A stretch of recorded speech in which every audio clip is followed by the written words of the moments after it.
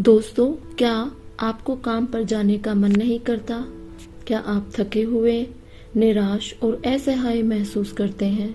क्या आप जीवन में हार मान चुके हैं और अपने सपनों को छोड़ चुके हैं? तो आज का हमारा यह वीडियो आपके लिए है। इस वीडियो में हम जानेंगे कि कैसे एक सफल और खुशहाल जीवन की शुरुआत आपके एटीट्यूड से होती है और आप कभी भी अपने एटीट्यूड को कंट्रोल कर सकते हैं और उसे बदल सकते हैं, चाहे आपका एटीट्यूड पॉजिटिव हो या नेगेटिव। जेफ केलर की यह किताब आपको बताएगी कि आप कैसे अपने सही एटीट्यूड के जरिए मनचाही सफलता पा सकते हैं और कैसे आप अपनी पर्सनल और प्रोफेशनल जीवन को बेहतर बना सकते हैं। नमस्कार दोस्तों, एंटरप्रेन्योर्स गाइड में आपका स्वागत है। आज के इस वीडियो में हम एटीट्यूड इज एवरीथिंग शेयर कर रहे हैं, जिनमें आप जानेंगे कि कैसे आप अपने एटीट्यूड को चेंज करके अपने सपनों को पूरा कर सकते हैं। अगर आप इस चैनल पर नए हैं तो चैनल को सब्सक्राइब कीजिए और वीडियोस को लाइक एंड शेयर कीजिए। अगर किसी को अपनी बुक पब्लिश करानी है और प्रमोशन करना है तो कनेक्ट करें। इस बुक की लिंक डिस्क्रिप्शन में दी गई है। तो आइए शुरू करते हैं। Attitude is everything, the night that changed my life. लेखक जेफ केलर 1980 में लॉ स्कूल्स के वकालत करने के बाद कई सालों तक वकालत का काम करते रहे, लेकिन अपने लॉ के कैरियर में उनको परेशानियां आ रही थी और वे अपने जीवन से बिल्कुल खुश नहीं थे। कोर्ट में चलने वाली लंबी प्रक्रिया और वकीलों की झूठी दलीलों के कारण वह अक्सर परेशान रहा करते थे। उन्हें ऐसा लग रहा था जैसे उनकी आत्मा मर चुकी हो और वे कई सारे स्वास्थ्य संबंधी समस्याओं से गुजर रहे थे। एक दिन रात के 1 बजे वह यूं ही टीवी देख रहे थे, तभी चैनल बदलते वक्त उनकी नजर एक प्रोग्राम पर पड़ी। इस प्रोग्राम का नाम था द मेंटल बैंक। यह घर पर ही किया जाने वाला एक कोर्स था जिसमें बताया गया कि अपनी सोच और अपने बिलीफ को बदलकर हम जीवन में सब कुछ हासिल कर सकते हैं। लेखक जेफ केलर को यह प्रोग्राम बहुत आकर्षक लगा और उन्होंने कोर्स का ऑर्डर दे दिया। इस कोर्स को करने के बाद लेखक का अपने जीवन को देखने का नजरिया पूरी तरह से बदल गया। उनके अंदर जैसे एक नई ऊर्जा का संचार हो गया। उन्होंने नेपोलियन हिल, नॉर्मन विंसेंट और रॉबर्ट स्कूलर जैसे लेखकों की ढेरों किताबें पढ़ डाली। इस नए नजरिए का लेखक के जीवन पर बहुत ही गहरा प्रभाव पड़ा। इन किताबों से प्रभावित होकर उन्होंने एटीट्यूड और मोटिवेशनल सिद्धांतों के ऊपर कई सालों तक रिसर्च किया और इन सिद्धांतों को अपने जीवन में उतारा। इसके बाद उन्होंने अपने लॉ के करियर को छोड़कर एक मोटिवेशनल स्पीकर बनने का फैसला किया और अपने जीवन में सब कुछ हासिल किया जो वह हमेशा से पाना चाहते थे। First, your attitude is your window to the world. अपना एटीट्यूड एक मेंटल फिल्टर की तरह काम करता है, जिसकी मदद से आप इस जीवन और दुनिया को अनुभव करते हैं। कुछ लोग पॉजिटिव नजरिए से दुनिया को देखते हैं तो वहीं कुछ लोग नेगेटिव नजरिए से दुनिया को देखते हैं।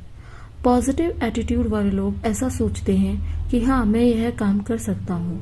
वहीं नेगेटिव एटीट्यूड वाले लोग सोचते हैं नहीं, मैं यह काम नहीं कर सकता। लेखक मार्क और हेनरी नाम के 2 लोगों की कहानी के जरिए हमें पॉजिटिव और नेगेटिव एटीट्यूड का उदाहरण देते हैं। मार्क लंच टाइम में एक रेस्टोरेंट में जाता है और उसके कुछ मिनट बाद हेनरी भी उसी रेस्टोरेंट में जाता है। दोनों एक ही टेबल पर बैठते हैं। वेटर एक ही समय पर मार्क और हेनरी का ऑर्डर लेता है और एक ही साथ उन दोनों को खाना भी सर्व करता है। दोनों लोगों ने अपने खाने के एक ही समान इंतजार किया, लेकिन मार्क ने अपना लंच बहुत एंजॉय किया और वह खुशी खुशी अपने काम पर लौट गया। वहीं हेनरी अपने नेगेटिव एटीट्यूड के चलते खाना मिलने में देरी होने के कारण बहुत नाराज और परेशान था। हमारा एटीट्यूड एक खिड़की के जैसा होता है जो कि बचपन में बिल्कुल साफ होता है, लेकिन जैसे जैसे हम बड़े होते जाते हैं इस खिड़की पर धूल जमती जाती है। बचपन में हर बच्चे को लगता है कि वह कुछ भी कर सकता है, लेकिन जैसे जैसे वह बड़ा होता है तो लोगों की आलोचना, निराशा, सेल्फ डाउट और रिजेक्शन के कारण उसके मेंटल एटीट्यूड की खिड़की धीरे धीरे मैली होती जाती है। लेकिन अच्छी बात यह है कि हम इस खिड़की को साफ कर सकते हैं और अपने एटीट्यूड को पूरी तरह से बदल सकते हैं। अमेरिकन लेखक हुग डाउन्स ने कहा है कि खुश इंसान वह नहीं है जिसकी परिस्थितियां उचित है, बल्कि वह है जिसके पास उचित एटीट्यूड है। Second, you are a human magnet. और नाइटिंगेल का एक कोट है, we become what we think about, यानी कि हम जो सोचते हैं हम वही बन जाते हैं। लेखक के अनुसार इंसान एक ह्यूमन मैग्नेट की तरह होता है। आप जाने या अनजाने में अपनी सोच और भावनाओं को यूनिवर्स में भेजते रहते हैं और एक ह्यूमन मैग्नेट की तरह उन चीजों और परिस्थितियों को आकर्षित करते हैं जिसके बारे में आप ज्यादातर सोचते हैं। यदि आप नेगेटिव सोच और भावनाएं रखते हैं तो आप नेगेटिव परिस्थितियों को ही आकर्षित करेंगे। आपके विचार के अनुसार आपका मन लोगों और परिस्थितियों को आकर्षित करता है। उदाहरण के लिए, बिल नाम का एक व्यक्ति सोचता है कि वह साल में $1,00,000 कमा सकता है, इसलिए वह $1,00,000 कमाने का लक्ष्य बनाता है। यदि बिल अपने मन में इस पॉजिटिव विचार को हमेशा रखता है तो वह ऐसे अवसरों और परिस्थितियों को आकर्षित करेगा जो उसे अपने लक्ष्य को आसानी से हासिल करने में उसकी मदद करेंगे। लेकिन यदि बिल अपने मन में यह नेगेटिव विचार रखता है कि वह साल में $1,00,000 नहीं कमा सकता, तो वह कभी भी अपने लक्ष्य को प्राप्त नहीं कर पाएगा। लेखक का कहना है कि आपके पुराने विचार ही आपको वहां तक लाए हैं जहां आप आज हैं, और आपके विचार ही यह सुनिश्चित करेंगे कि आप भविष्य में क्या करेंगे। प्राचीन रोमन कवि विर्गिल का कहना था कि लोग कोई भी काम तभी कर सकते हैं जब वह ऐसा सोचते हैं कि वह ऐसा कर सकते हैं। Third, picture your way to success. Singer Celine Dion से जब एक इंटरव्यू में पूछा गया कि क्या उन्होंने कभी सोचा था कि वह एक मशहूर सिंगर बनेंगी और हजारों लोग उनका कॉन्सर्ट देखने आएंगे, सिंगर सिलीन डियोन ने कहा कि इसमें से कोई भी बात उन्हें आश्चर्यजनक नहीं लगती है, क्योंकि वह 5 वर्ष की उम्र से ही अपने मन में इस प्रकार के चित्र बना रही थी। सपनों को हकीकत में बदलने के लिए विजुअलाइजेशन की प्रक्रिया बहुत कारगर होती है। दुर्भाग्यवश हम में से ज्यादातर लोग अपने मन में नेगेटिव चीजों और परिस्थितियों का चित्र बनाते रहते हैं, जिससे हमारे जीवन में दुख और परेशानियां आती हैं। विजुअलाइजेशन वह प्रक्रिया है जिसकी सहायता से हम अपनी मनचाही चीजों का चित्र अपने मन में बनाते हैं। इस प्रक्रिया की मदद से आप यह निर्धारित कर सकते हैं कि आप किस प्रकार के संबंध चाहते हैं, आप जीवन में कितनी सफलता पाना चाहते हैं और कितने पैसे कमाना चाहते हैं। 1990 में कॉमेडियन जिम कैरी जब एक साधारण इंसान थे, तब उन्होंने अपने नाम $10 मिलियन का एक चेक लिखा और यह सुनिश्चित किया कि 5 साल के अंदर अपनी एक्टिंग के जरिए वह यह पैसा कमा लेंगे। जिम कैरी हमेशा इस चेक को देखकर यह विजुअलाइज किया करते थे कि उन्होंने अपना लक्ष्य प्राप्त कर लिया है और इस चेक में लिखी धनराशि उनके पास है। 1994 जिम कैरी की फिल्म डम डम्बर रिलीज हुई और उन्होंने अपनी एक्टिंग के लिए $10 मिलियन का एक चेक मिला। विजुअलाइजेशन की प्रक्रिया आपके सफलता की राह को और आसान बना देता है। Fourth, make a commitment and you will move mountains. लेखक के अनुसार जो लोग अपने लक्ष्य के प्रति पूरी तरह से कमिटेड अर्थात समर्पित रहते हैं, उनके लिए सफलता के दरवाजे अपने आप खुल जाते हैं। उदाहरण के लिए डेविड बैल्सी एक बहुत बड़े उपन्यासकार बनना चाहते थे, लेकिन उनके पास लिखने का कोई खास अनुभव और कुशलता नहीं थी। शुरुआत के कई वर्षों तक वह एक नॉवल भी पूरा नहीं कर पाए थे। वह हर दिन सुबह होने के साथ ही लिखना शुरू कर देते थे और अपनी लिखने की कुशलता को बढ़ाने की कोशिश करते थे।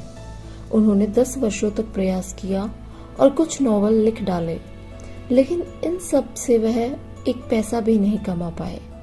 लेकिन 1996 में उनके एक नॉवल के ऊपर एब्सोल्यूट पावर नाम की एक फिल्म बनी, जिसके लिए उन्हें लाखों डॉलर की धनराशि प्राप्त हुई। लेखक जेफ केलर कहते हैं कि हमें अपने लक्ष्य को नहीं भूलना चाहिए और उसके प्रति पूरी तरह से समर्पित रहना चाहिए। 5th, turn your problems into opportunities. जब भी हम किसी समस्या से गुजर रहे होते हैं या हमारे ऊपर कोई विपदा आती है तो हमारे मन में बस इसी तरह के सवाल चलते हैं, जैसे कि यह मेरे साथ ही क्यों हुआ, अब मैं क्या करूं, मेरी सभी योजनाएं बर्बाद हो गई। लेखक कहते हैं कि इस तरह के विचार आना स्वाभाविक है, लेकिन हर समस्या में हमारे पास 2 विकल्प होते हैं। या तो हम समस्या में पूरी तरह डूबकर अपना जीवन बर्बाद कर लें या फिर उस समस्या से सीख लेकर जीवन में आगे बढ़ें। वह कहते हैं कि हमें समस्या को समस्या की तरह ना देखकर एक अवसर की तरह देखना चाहिए। हर समस्या आपको अपने जीवन में बदलाव करना सिखाती है। हालांकि आपको लगता है कि आप समस्या से पीड़ित हैं, लेकिन कभी कभी यह समस्याएं आवश्यक होती हैं, जो कि एक ब्लेसिंग अर्थात आशीर्वाद के रूप में हमारे पास आती हैं। 6. Your words blaze a trail. लेखक कहते हैं कि आपके शब्दों में असाधारण शक्ति होती है। आपके शब्द आपका भविष्य उज्जवल भी बना सकते हैं और आपके जीवन को बर्बाद भी कर सकते हैं। वे कहते हैं कि हमारे शब्दों से ही हमारे बिलीफ्स बनते हैं और बिलीफ्स ही हमारे जीवन को संचालित करते हैं। अपने जीवन को बदलने की शुरुआत उन शब्दों के बदलने से होती है जिनका प्रयोग आप अपनी रोजमर्रा के जीवन में करते हैं, और यह केवल उन शब्दों तक ही सीमित नहीं है जिसे आप साधारण बातचीत में इस्तेमाल करते हैं, बल्कि यह नियम उन शब्दों पर भी लागू होता है जो आप अपने मन में सोचते हैं। उदाहरण के लिए, टॉम को लगता है कि वह सेल्स का काम अच्छी तरह से नहीं कर सकता। टॉम पूरे दिन सेकंडों या लगभग हजारों बार अपने मन में यह सोच दोहराता रहता है और धीरे धीरे उसका यह विश्वास बन जाता है कि वह सेल्स का काम अच्छे तरीके से नहीं कर सकता। अपनी सोच के कारण टॉम अपने सेल्स कैरियर में असफल हो जाता है और इसलिए टॉम कभी भी पर्याप्त धन नहीं कमा पाता। लेखक कहते हैं कि आपकी सोच से ही आपके शब्द बनते हैं और आपके शब्द आपका विश्वास बन जाते हैं, जो यह निर्धारित करता है कि आप जीवन में सफल होंगे या असफल। 7th, how are you. Jeff Keller कहते हैं कि यदि कोई आपसे पूछे कि आप कैसे हैं, तो इसके 2 तरह के जवाब हो सकते हैं, पॉजिटिव या नेगेटिव। आप इस सवाल का जवाब बस कुछ ही शब्दों में देते हैं, लेकिन उन शब्दों से आपके एटीट्यूड का पता चलता है। अगर आप यह कहते हैं कि आप अच्छे नहीं हैं या अच्छा महसूस नहीं कर रहे हैं, तो आपके अंदर और ज्यादा नेगेटिव ऊर्जा भर जाती है और आपके आसपास के लोग भी निराश हो जाते हैं। वहीं अगर आप अच्छा ना होते हुए भी पूरी ऊर्जा के साथ जवाब देते हैं कि आप बहुत अच्छे हैं और आजकल बहुत अच्छा महसूस कर रहे हैं, तो आपके अंदर एक अद्भुत ऊर्जा का आ जाती है और आपका आत्मविश्वास बढ़ जाता है। इसलिए जब भी आपसे कोई पूछे कि आप कैसे हैं, तो हमेशा कहें कि आप बहुत अच्छे हैं और बहुत अच्छा महसूस कर रहे हैं। शुरुआत में यह थोड़ा अटपटा लग सकता है, लेकिन यदि आप अपने जवाब पर अड़िग रहें तो आप जल्द ही यह पाएंगे कि आप अच्छा महसूस कर रहे हैं और लोग आपके आसपास रहना चाहेंगे। 8th, stop complaining. लेखक जेफ केलर कहते हैं कि कोई भी आपके दुख और दर्द में सुनना नहीं चाहता। उनके अनुसार शिकायतें करना एक जहर की तरह होता है जो आपकी खुशियों को बर्बाद कर देता है। इसलिए कोई भी इस जहर का शिकार नहीं बनना चाहता। उदाहरण के लिए मान लीजिए, अगर आपका कोई दोस्त आपकी सारी नेगेटिविटी लाकर आप पर उड़ेल देता है तो आपको कैसा लगेगा? जाहिर सी बात है कि आपको बिल्कुल भी अच्छा नहीं लगेगा। शायद आप उस दोस्त से दोबारा ना मिलना चाहते हो, क्योंकि नेगेटिव या बुरी खबरें किसी को भी पसंद नहीं आती।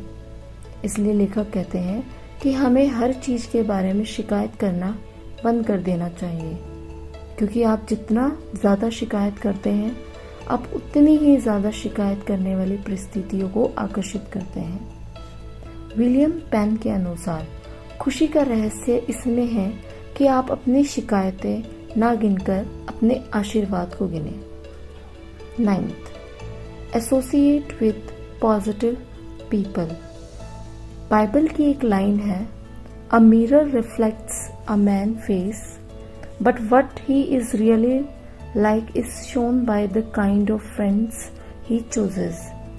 यानी कि एक आईना सिर्फ इंसान का चेहरा दिखाता है, लेकिन उसकी असलियत जानने के लिए हमें यह देखना चाहिए कि उसके दोस्त किस प्रकार के हैं। लेखक का कहना है कि सिर्फ पॉजिटिव सोचने तथा पॉजिटिव बोलने भर से ही आप सफल नहीं हो सकते।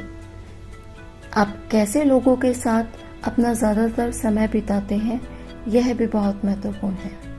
उदाहरण के लिए माइक नाम का एक लड़का हाई स्कूल में पढ़ता है और वह अपना ज्यादातर समय अपने पड़ोस के लड़कों के साथ बिताता है। उन लड़कों का ना तो कोई लक्ष्य है और ना ही कोई सपने, और वे हमेशा नेगेटिव बातें ही करते हैं।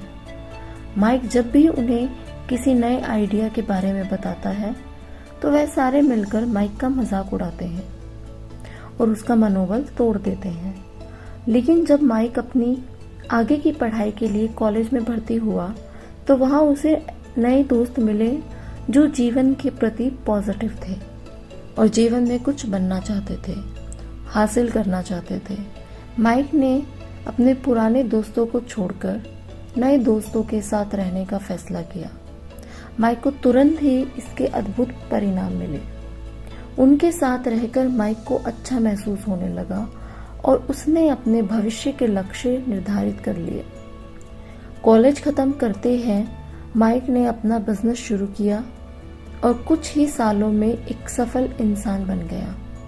लेखक कहते हैं कि आप जिन लोगों के साथ अपना समय बिताते हैं वह आपका भविष्य निर्धारित करते हैं।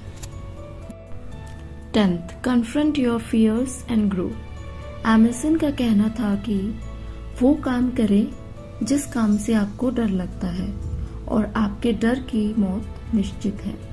लेखक कहते हैं कि सफलता प्राप्त करने के लिए आपको अपने कंफर्ट जोन से बाहर आना होगा और इसका सबसे अच्छा तरीका यह है कि वह काम किया जाए जिसे करने में आपको डर लगता है। अगर आप कोई काम करना चाहते हैं लेकिन असफल होने से डरते हैं तो आपको वह काम जरूर करना चाहिए, क्योंकि इसके अलावा आपके पास दूसरा कोई विकल्प नहीं है। अब यहाँ डर का मतलब यह नहीं है कि लेखक आपको कोई फिजिकल रिस्क लेने के बारे में बता रहे हैं, जैसे कि तेज गाड़ी चलाना या बंजी जंपिंग करना। यह डर का मतलब अब चुनौतियों से है जो आपके पर्सनल तथा प्रोफेशनल जीवन में रुकावटें पैदा करती हैं। वह चीजें जो आपको डराते हैं और आपको आगे बढ़ने से रोकते हैं, लेकिन अपने अंदर आप यह जानते हैं जीवन में सफल होने के लिए इन चीजों को करना आवश्यक है। 11th, get out there and fail. Henry Ford का एक फेमस कोट है, failure is simply the opportunity to begin again, this time more intelligently. यानी कि हर असफलता दोबारा से और अधिक समझदारी के साथ शुरुआत करने का अवसर है। लेखक का कहना है कि दुनिया में शायद ही ऐसा कोई व्यक्ति होगा जिसने बिना किसी असफलता के सफलता प्राप्त की हो। वो कहते हैं कि जब तक आप अपनी मनचाही मंजिल तक नहीं पहुंच जाते तब तक आपको असफलता के बावजूद कोशिश करते रहना चाहिए। लेखक यहाँ हमें अमेरिकन टीवी होस्ट सैली जेसी रेफिल की रियल स्टोरी बताते हैं। सैली हमेशा से एक टीवी शो होस्ट करना चाहती थी, लेकिन उनकी राह आसान नहीं थी। उन्होंने सैकड़ों जगह नौकरी के लिए इंटरव्यू दिया और कई बार उन्हें नौकरी से निकाल दिया गया। उनके पास अपना मकान नहीं था और ना ही इतने पैसे होते थे कि वह किराए का मकान ले सके, इसलिए वह अपनी गाड़ी में ही सोया करती थी। पैसे ना होने के कारण वह कभी कभी भोजन भी नहीं कर पाती थी, लेकिन इतनी कठिनाइयों के बाद भी उन्होंने अपने बचपन के सपने को नहीं छोड़ा और तब तक असफल होती रही जब तक उन्होंने अपने सपने को पूरा नहीं कर लिया और अंत में वह अमेरिका की एक प्रसिद्ध टीवी शो होस्ट बन गई। 12th, networking that gets results. लेखक जेफ केलर का कहना है कि यदि आप बड़ी सफलता चाहते हैं तो आप कभी भी यह काम अकेले नहीं कर सकते। इसके लिए आपको अपने आसपास दूसरे पॉजिटिव तथा सफल लोगों के नेटवर्क की जरूरत पड़ेगी। आपको एक ऐसी टीम बनानी होगी जो आपकी सफलता को कई गुना तक बढ़ा दे और यह तभी संभव है जब दूसरे लोग आपसे जुड़ना चाहते हो। दूसरों से अच्छे संबंध बनाने का तथा उनके साथ जुड़ने का सबसे अच्छा तरीका यह है कि आप लोगों की बात को ध्यान से सुनें और उनकी समस्याओं को सुलझाएं। छोटे छोटे उपलब्धियों पर भी लोगों की तारीफ करें और अपने साथ साथ सामने वाले के फायदे के बारे में भी सोचें। तो दोस्तों, आपको यह समरी कैसी लगी ये कमेंट में बताइए और अगली कौन से बुक समरी चाहिए ये भी सजेस्ट करें। Thank you guys. उम्मीद है आपको ये वीडियो पसंद आई होगी। आपने अब तक हमारे चैनल को सब्सक्राइब नहीं किया है तो इमीडिएटली चैनल को सब्सक्राइब करें और वीडियो को इमीडिएटली लाइक और कमेंट भी कर दें। जल्दी मिलेंगे और भी बेहतर वीडियो के साथ। Thank you so much.